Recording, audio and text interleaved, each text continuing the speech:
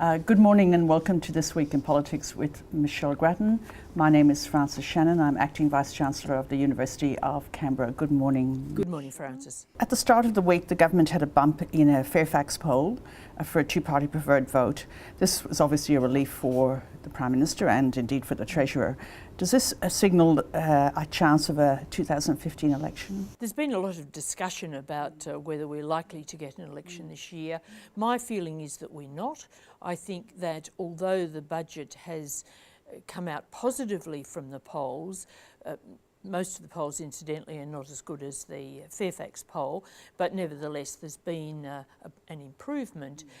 It's a big jump to go to the people. I think that the electorate would be quite disillusioned and turned off by a government going a year ahead of time, and that Tony Abbott really needs to spend some time consolidating further and trying to get himself in a position for an election at a more normal time.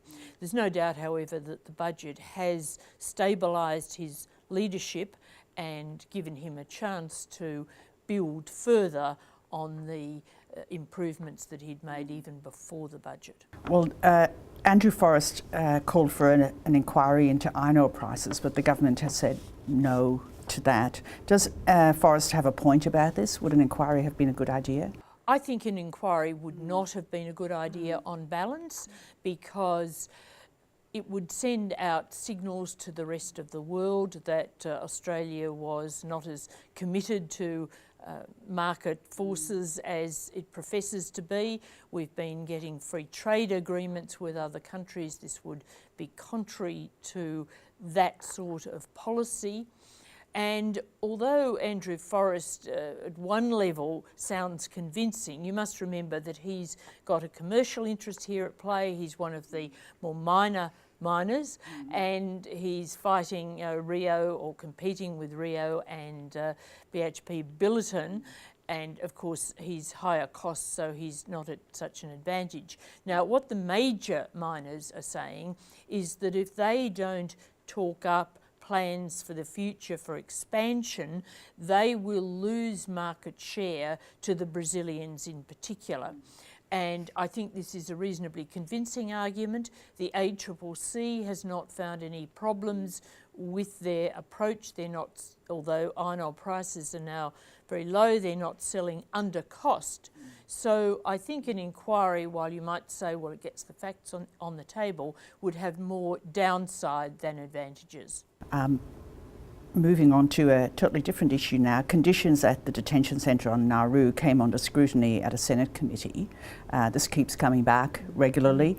How much did we learn from that Senate committee? Well, we learned that the contracting company, Transfield Services, really did not have very many answers on tap when they were pressed by the senators. It was quite amazing how many times the executive said, please put that on notice, we'll take that on notice, we don't have the facts and figures here today, we want to give you precise answers. Now, in detailed questioning, it's fair enough that some questions do go on notice, but nevertheless, Transfield Services have a $1.2 billion contract with the government, which means the Australian taxpayers, to provide services in Nauru and Manus. And you really would think that the executives, when they're appearing before an inquiry, would be able to say more on the day than in fact happened.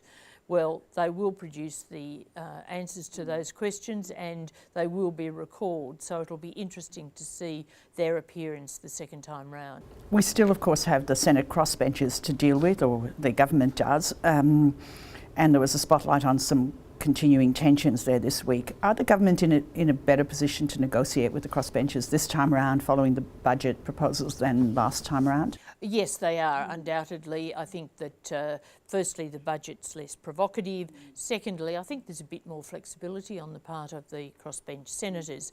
Nevertheless, it's going to have trouble over the trade-offs for the childcare package, because some senators are very unhappy with the idea of cutting back the family tax benefit which is the trade-off, cutting various entitlements to it and so on. And also, of course, there's this controversy about cutting back entitlements to paid parental leave, the so-called double dipping. So Parliament comes back this coming week. There'll be a good deal of discussion, I think, and horse trading will begin. Well, we'll look forward to seeing what happens. Thank you, Michelle. Thank you.